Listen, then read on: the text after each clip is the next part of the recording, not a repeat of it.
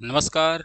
एक बार फिर से आपका स्वागत है एसपीसी के यूट्यूब प्लेटफॉर्म पर। और अभी तक हम लोग triple S B TET maths के सिलेबस को पढ़ना शुरू कर चुके हैं, जिसमें से हम लोगों ने इम्प्रॉपर इंटीग्रल और इनफाइनाइट सीरीज को पढ़ लिया है।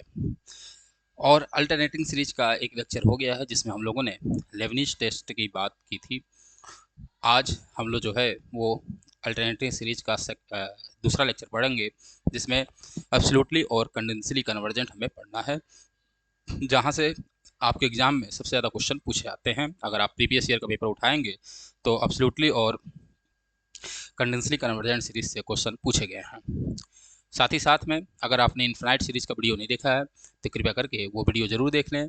क्योंकि अगर इन्फिनाइट सीरीज आपने नहीं पढ़ा है तो अल्टरनेटिंग सीरीज पढ़ने का कोई मतलब नहीं है, क्योंकि इन्फिनाइट सीरीज के मैक्सिमम टेस्ट का जो है वो यूज होना है किसमें, अल्टरनेटिंग सीरीज में। तो चलिए शुरू करते हैं और देखते हैं हमारा पहला टॉपिक, जिसका नाम है हमें पढ़ना है कंडेंसली एंड एब्सोल्युटली कन्वर्जेंट। तो चलिए देखिए, तो सबसे पहला है एब्सोल्युटली कन्वर्जेंट। मानिए हमारे पास कोई सीरीज है यूएन।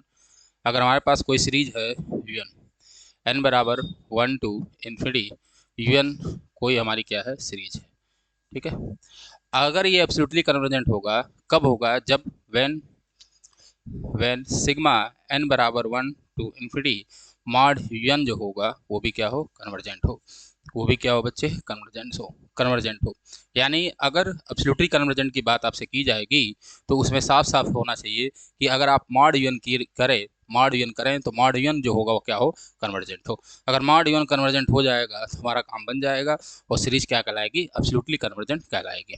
बट अब कंडेंसली कन्वर्जेंट देखते हैं। कंडेंसली कन्वर्जेंट में क्या है कि अगर कोई सीरीज यूएन है तो ये कंडेंसली कन्वर्जेंट कब होगा, जब यूएन कन्वर्जेंट हो, यूएन इज कन्वर्जेंट। यूएन क्या हो बच्चे, कन्वर्जेंट हो। बट बट मॉड यूएन जो होगा वो कन्वर्जेंट नहीं होगा। Mod UN is not convergent. Mod UN जो होगा वो क्या होगा, कन्वर्जेंट नहीं होगा। ठीक है, ये बात है, बस थोड़ा सा डिफरेंस है। एब्सोल्युटली में मॉड यूएन को कन्वर्जेंट होना पड़ेगा और कंडेंसली में यूएन तो कन्वर्जेंट होगा लेकिन मॉड यूएन जो होगा वो कन्वर्जेंट नहीं होगा। ये दो बातें आपको याद रखना है।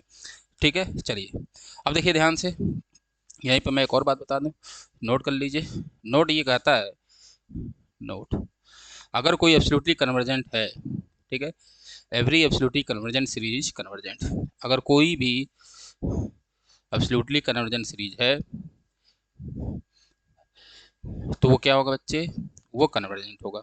Every absolutely convergent series is convergent. But but इसका कन्वर्ज ट्रू नहीं होता है। But converge may not be true, लेकिन इसका जो कन्वर्ज होगा वो क्या होगा, मे नॉट बी ट्रू। इसका मतलब क्या हुआ कि अगर कोई सीरीज कन्वर्जेंट है तो जरूरी नहीं होगा कि वो एब्सोल्युटली कन्वर्जेंट हो, लेकिन अगर एब्सोल्युटली कन्वर्जेंट है तो कन्वर्जेंट होगा। ये बात आपको अच्छे से याद रखना है। इसका एग्जांपल आप ले सकते हैं। मानिए मैं लिख देता हूँ, एग्जांपल हम लोग लेकर चल रहे हैं। देखिए ध्यान से, एक छोटा सा एग्जांपल मैं लेकर चल रहा हूँ आपको, देखिए।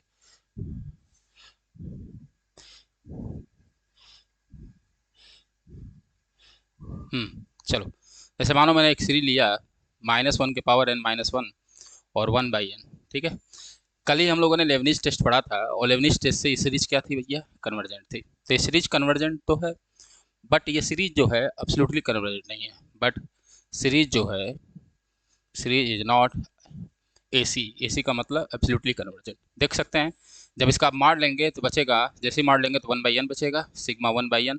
और यहाँ पी टेस्ट से पी बराबर कितना आया, 1 आया, तो ये डाइवर्जेंट हो जाएगा। ठीक है, ये क्या हो गया, डाइवर्जेंट। तो ये कन्वर्जेंट तो है बट ये एब्सोल्युटली कन्वर्जेंट नहीं है। बट अगर कोई भी एब्सोल्युटली कन्वर्जेंट है तो वो जो होगा वो कन्वर्जेंट होगा।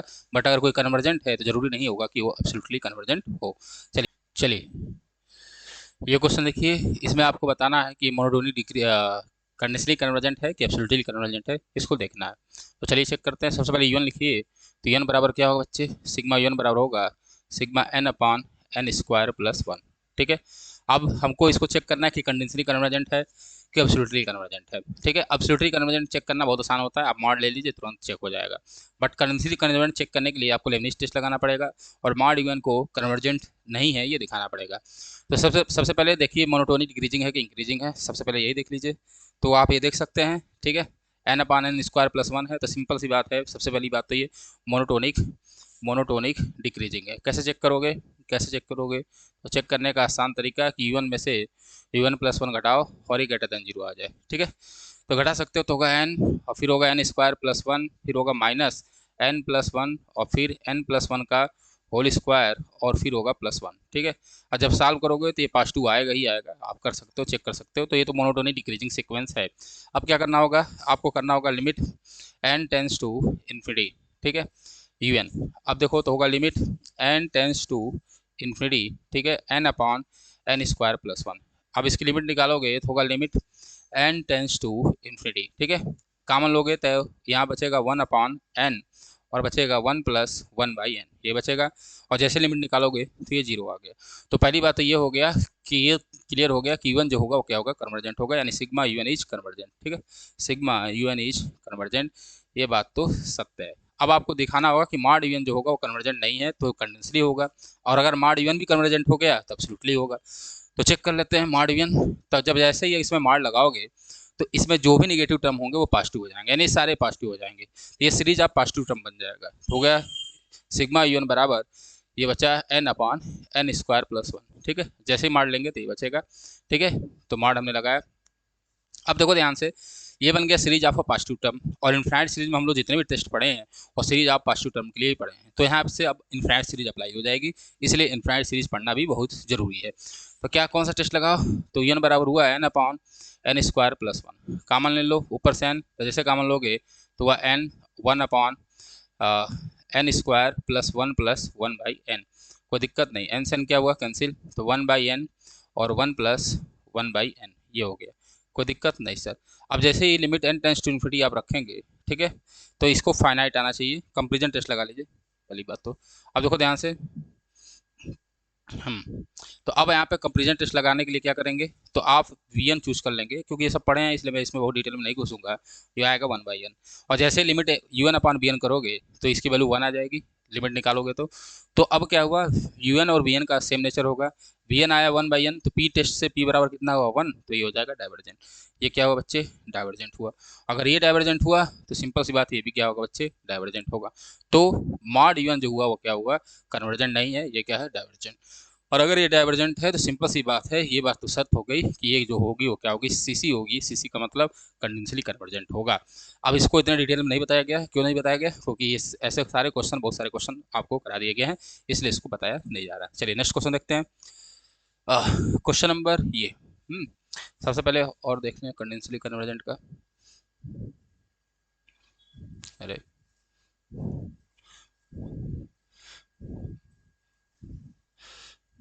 अच्छा, इसको बताया मैंने, ये हो गया, ये दोनों हो गए। चलो पहले इसको देखो, इसको भी चेक करिए कंडेंसली कन्वर्जेंट है कि एब्सोल्युटली कन्वर्जेंट है। तो सबसे पहले UN, तो UN लेबनिज टेस्ट लगाने के लिए होगा one upon two UN plus three. ठीक है, अब चेक कर लो कि मोनोटोनिक डिक्रीजिंग है कि इंक्रीजिंग है, चेक कर सकते हो। चेक करने का तरीका क्या है कि अब एक बात याद तो रखना ही है कि जहाँ भी n होगा वो मोनोटोनिक डिक्रीजिंग होगा, n अगर नीचे है ना तो मोनोटोनिक डिक्रीजिंग ही होगा। चेक करने की जरूरत नहीं है, लेकिन चेक करना हो फिर UN और UN plus one greater than zero आना चाहिए। तो आएगा one upon two UN plus three, और फिर होगा one upon two n plus five, शायद यही होगा, क्योंकि n बराबर यहाँ वन रखोगे, n प्लस वन रखोगे तो टू n प्लस टू तो हो जाएगा। सॉल्व कर लेना, तो होगा two n plus five minus two n plus three. ठीक है, माइनस थ्री, सॉरी ये माइनस होगा, और फिर होगा two n plus three into, अब कर लोगे मेरे हिसाब से, क्या मैं इसको सॉल्व कर रहा हूँ। ठीक है, टू n से टू n कैंसिल हो गया, फाइव में से थ्री गया टू, और टू अपॉन फिर यही चीज़ बचा जो नीचे बचा था। तो सिंपल सी बात है, ये पॉजिटिव होगा, क्योंकि n जो है वो वन से शुरू हो रहा है, तो ये हमेशा क्या होगा, पॉजिटिव होगा। तो पॉजिटिव होगा तो सिंपल सी बात है, मोनोटोनिक डिक्रीजिंग सीक्वेंस है। तो पहला बात तो क्लियर हो गया कि मोनोटोनिक डिक्रीजिंग सीक्वेंस होगा। अब लिमिट निकालो, तो limit n tends to infinity जैसे निकालने चलोगे तो क्या करना होगा, limit n tends to infinity UN निकालोगे तो कितना आएगा, ये जीरो आएगा। ये तो आप निकाल ही सकते हो। क्यों निकाल सकते हो भाई, n बराबर इन्फिनिटी हो गया तो वन बाई इन्फिनिटी का मतलब जीरो। तो लेबनिज टेस्ट से क्या हुआ, ये एक सीरीज कन्वर्जेंट हो गई। इसका UN जो है, मतलब जो ये सीरीज है ये पूरा पूरा कन्वर्जेंट है। लेकिन इसका मॉड UN आप चेक करो, तो जैसे ही आप मॉड UN लेने चलोगे तो मॉड UN आप लिखने, तो देखिए ध्यान से, मॉड UN का मतलब क्या हुआ कि ये अब पॉजिटिव टर्म की सीरीज बन जाएगी। ठीक है, और फिर यहाँ से n कॉमन ले लोगे तो वन बाई एन, और ये बचेगा कितना, two plus three by n. अब देखो फिर से कंपेरिजन टेस्ट लगाने के लिए वी एन आपको 1/n चूज करना पड़ेगा क्योंकि फाइनाइट वैल्यू लानी पड़ती है, और फिर यहाँ से भी p बराबर 1 है तो p टेस्ट से ये डाइवर्जेंट होगा, और ये भी क्या हो गया तब डाइवर्जेंट होगा। इतनी बात तो समझ जा रहे होगे आप लोग, आशा करते हैं। तो ये क्या हो गया, सिंपल सी बात है कि डाइवर्जेंट हो गया। तो यूएन तो कन्वर्जेंट है बट मॉड यूएन जो है इज नॉट कन्वर्जेंट, ये कन्वर्जेंट नहीं है। और अगर ये कन्वर्जेंट नहीं है तो सिंपल सी बात है ये सीरीज क्या होगी, तो ये सीरीज होगी सीसी। सीसी का मतलब कंडेंसली कन्वर्जेंट, कंडेंसली कन्वर्जेंट होगी। बात समझ में आ रही होगी, आशा करते हैं बात आप समझ गए होंगे। चलिए एक और क्वेश्चन ये देखते हैं, क्वेश्चन नंबर 9 कह रहा -1 की पावर n-1 अपान log n+1। तो सबसे पहले यूएन, तो यूएन होगा 1 अपान log n+1। ठीक है, सिंपल सी बात है कि ये भी मोनोटोनिक डिक्रीजिंग होगा। चेक कैसे करोगे, आराम से चेक कर सकते हो, सिंपल सी बात है n+1 जो होगा ग्रेटर देन होता है n से, तो log लगाओगे तब भी log n+1 ग्रेटर देन होगा किससे, log n से, और पलट दोगे तो log n जो होगा, ठीक है, वो क्या होगा, कहाँ गया, log n जो होगा वो क्या होगा, बड़ा हो जाएगा अब किससे, 1/log n+1 से। ठीक है, तो यहाँ पे साफ साफ दिख रहा है कि un बड़ा है किससे, un+1 से, ये दिख गया। अगर ये बड़ा है तो सिंपल सी बात है कि मोनोटोनिक डिक्रीजिंग सीक्वेंस है, ये बात क्लियर है। तो पहली बात तो ये कि ये जो होगा वो क्या होगा बच्चे, मोनोटोनिक डिक्रीजिंग सीक्वेंस है, इसे बताने की जरूरत नहीं है। अगर इसकी लिमिट निकालोगे तो limit n tends to infinity 1 upon log n+1 जैसे निकालोगे तो ये भी जीरो आएगा, इसमें भी बताने की जरूरत है नहीं, कई बार बता गया है 1/इन्फिनिटी मतलब जीरो। ठीक है, तो भी कितना हुआ, जीरो हो गया। तो ये आया क्या, जीरो। तो लेबनीज टेस्ट से ये जो हो गया वो क्या हुआ, कन्वर्जेंट हुआ। तो अभी तक तो हम लोगों ने कन्वर्जेंट चेक किया, लेकिन अब हमको एब्सोल्युटली कन्वर्जेंट चेक करना होगा। एब्सोल्युटली कन्वर्जेंट चेक करने के लिए मॉड लोगे तो en जो होगा, मॉड en जो कन्वर्ट होगा वो पॉजिटिव टर्म की सीरीज बन जाएगी, यानी log n+1 बन जाएगा, ये बना। अब इसमें क्या लगाओगे आप, कंपेरिजन टेस्ट फर्स्ट लगा सकते हो, क्योंकि सिंपल सी बात है ये छोटा हो किससे, 1/n से। और फिर पी टेस्ट से देखो ध्यान से, पी बराबर यहाँ कितना है बच्चे, 1 है, तो पी टेस्ट से क्या हो जाएगा, डाइवर्जेंट। पी टेस्ट से क्या होगा, डाइवर्जेंट। तो कंपेरिजन टेस्ट फर्स्ट यही तो कहता है कि अगर कोई भी n u n less than v n है तो वी एन अगर कन्वर्जेंट होगा तो ये भी कन्वर्जेंट होगा। तो ये क्या होगा बच्चे, ये कन्वर्जेंट होगा, सॉरी यहाँ ग्रेटर देन होगा, माय गॉड कहाँ गए हम लोग, यहाँ गलती हुई है, इसको सही कर लेंगे।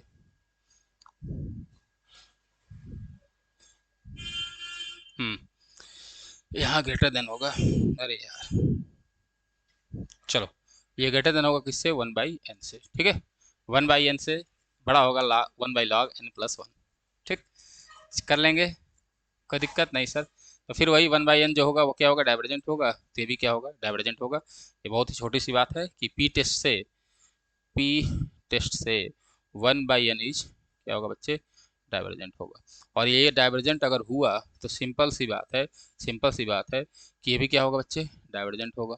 अगर ये भी डाइवर्जेंट हो गया तो सिंपल सी बात है कि मॉड वन जो हो गया वो कन्वर्जेंट नहीं है। तो सिंपल सी बात है ये क्या हो जाएगा बच्चे, ये हो जाएगा सीसी, दैट इज कंडेंसली कन्वर्जेंट। ये भी क्या होगा, कंडेंसली कन्वर्जेंट होगा। आशा करते हैं आपको इतनी बात समझ में आ रही होगी, इसमें कोई दिक्कत नहीं होगा। चलिए तो अब चलते हैं हम लोग, कुछ क्वेश्चन इधर बचे थे उसको देख लिया जाए। अब आइए ध्यान से ये क्वेश्चन देखते हैं। सबसे पहले देखिए, जब भी आपको कोई भी सीरीज दे दे एब्सोल्युटली और आपको कंडेंसली कन्वर्जेंट के बारे में पूछे, तो सबसे पहले आपका धर्म यही होगा, फर्ज यही होगा कि समय बचाना है तो उसको एब्सोल्युटली कन्वर्जेंट ही चेक कर लीजिए। ठीक, सिंपल सी बात है। तो सबसे पहले आप एब्सोल्युटली कन्वर्जेंट ही चेक करेंगे। ठीक है, तो आप देखो ध्यान से, यहाँ पे देखिए यूएन था, तो एब्सोल्युटली कन्वर्जेंट अगर चेक करना है तो मुझे साफ साफ दिख रहा है एब्सोल्युटली कन्वर्जेंट होगा। क्यों होगा, क्योंकि पॉजिटिव टर्म की सीरीज बन जाएगी पूरी, और यहाँ से n निकालोगे तो n के पावर हाफ, एक यहाँ से n के पावर हाफ निकलेगा, एक यहाँ से n के पावर हाफ निकलेगा, यानी सब में कॉमन जो आएगा वो आएगा n के पावर 3/2, और फिर आएगा √1 + 1/n। ठीक है, और आएगा √1 + 2/n। बात समझ में आ रहा कि नहीं आ रहा, जी सर, ये आया यूएन, ये मॉड यूएन की बात हो रही है क्योंकि ये पॉजिटिव टर्म बन जाएगा। अब कंपेरिजन टेस्ट आपको पता है कि वीएन क्या होगा, कंपेरिजन टेस्ट से वीएन आप चूज कर लोगे 1/n के पावर 3/2। तो अगर आप फिर limit n tends to infinity un/vn जब निकालने चलोगे तो ये कितना आएगा, ये आएगा 1/√1 + 1/n, फिर होगा ये अंडर रूट ही है, अंडर रूट में सारे हैं, तो होगा फिर अंडर रूट, ये होगा 1 + 2/n।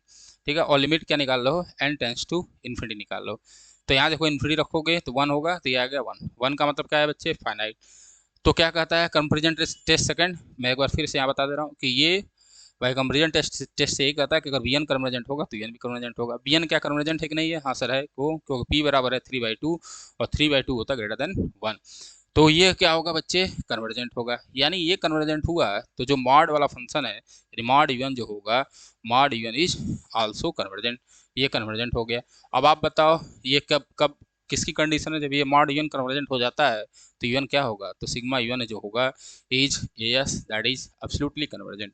तो ये जो होगा वो क्या होगा बच्चे, एब्सोल्युटली कन्वर्जेंट होगा, एब्सोल्युटली कन्वर्जेंट होगा। बात समझ में आ रही होगी जी सर। और ये बहुत अच्छी पॉइंट मैंने यहाँ पे लिखा है, इसको याद रखेंगे कि ये एब्सोल्युटली कन्वर्जेंट है। तो आपको कभी भी अगर कंडेंसली कन्वर्जेंट पूछ ले, ठीक है, या एब्सोल्युटली कन्वर्जेंट पूछ ले, इसके पहले जो भी क्वेश्चन थे उसको मैंने लगाया, ठीक है। अब वो एब्सोल्युटली कन्वर्जेंट नहीं थे तब हमने चेक किया कंडेंसली कन्वर्जेंट।